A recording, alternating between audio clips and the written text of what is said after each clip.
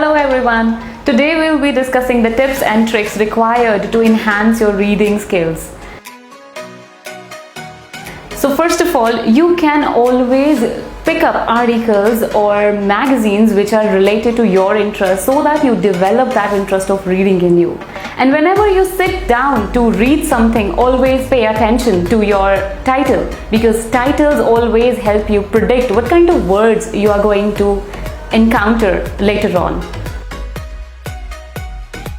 So whatever kind of things you are reading, it's a book or an article or a magazine or even newspaper, make sure you're paying attention to the vocab and the keywords that you encounter day by day. You should also read newspapers, because newspapers will always help you relate to reality, and also there would be generation of ideas in your mind. And it's also advisable if you maintain a pocket dictionary for keeping those words in your account so that you can relate to them whenever you sit down to write something or whenever you face a word which is related to it somewhere or the other.